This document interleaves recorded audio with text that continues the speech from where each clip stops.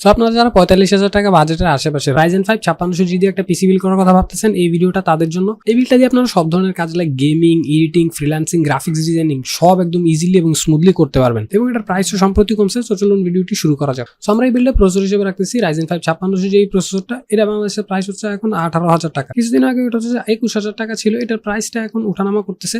So আপনারা যদি এখন ওয়েবসাইটে দেখেন তাহলে তো প্রাইস এক এক সময় এক এক রকম দেখবেন, বাট দোকানে গেলে আপনারা এটা 18,000 পেয়ে যাবেন।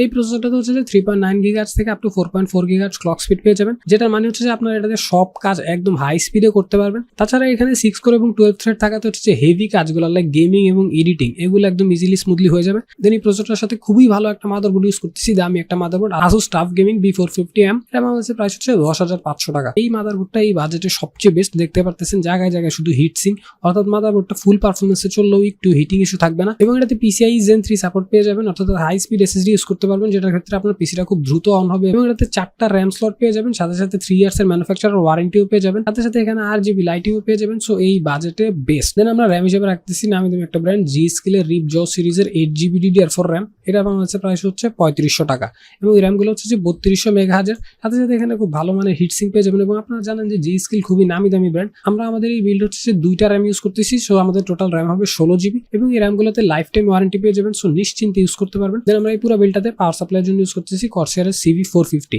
আপনারা অনেকেই এই পাওয়ার সাপ্লাইটার সাথে অনেক পরিচিত। বাংলাদেশে বিল্ড হয় 70 to 80% পিসিতে এই PSUটা ইউজ হয়।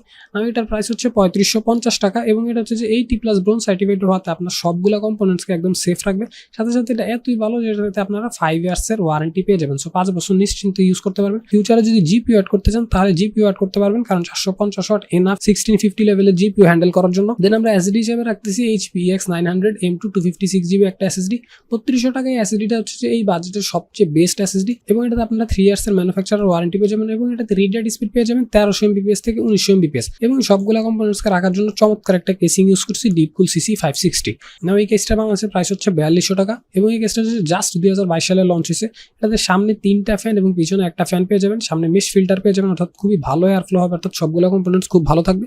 সাথে সাইডে টেম্পার্ড গ্লাস পেয়ে যাবেন, অর্থাৎ আপনার সবগুলো কম্পোনেন্টস দেখাইতেও পারবেন, অনেক সুন্দর লাগবে এবং এই বাজেটে বেস্ট। বাট কেসিং হচ্ছে সম্পূর্ণ আপনার ইচ্ছে, এটাতে পারফরমেন্সের কোনো ইম্প্যাক্ট করবে না। দোকানে গিয়ে আপনার যেটা ভালো লাগে আপনি সেটাই কিনে নেবেন। এই সবগুলো কম্পোনেন্টসকে একসাথে করলে দেখতে পাচ্ছেন প্রাইস আসতেছে 46,450 টাকা। মূলামূলি করে 45,000 এর আশেপাশে পেয়ে যাবেন এবং আপনার অনেকে হচ্ছে যে পরে মনিটর সাজেশন চান যে ভাই এই বিল্ডের সাথে কোন মনিটরটা নিলে ভালো হবে।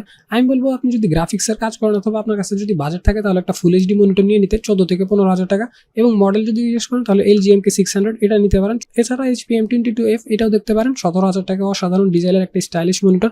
এবং যদি বাজেট কম থাকে তাহলে ডেলের এই মনিটরটা দেখতে পারেন, কমের মধ্যে বেশ ওভারঅলি বেস্ট একটা মনিটর। এবং আপনি যদি এক্স্যাক্টলি সেম পিসিটা বিল করতে চান তাহলে এই পেজের একটা স্ক্রিনশট নিয়ে নিতে পারেন। এই স্ক্রিনশটটা দোকানদারকে দেখালে আপনাকে এক্স্যাক্টলি পিসিটা বিল করে দিবে। ভিডিও হেল্পফুল লাগলে চ্যানেলটা অবশ্যই সাবস্ক্রাইব করবেন। Thank you for watching this video. Allah হাফেজ।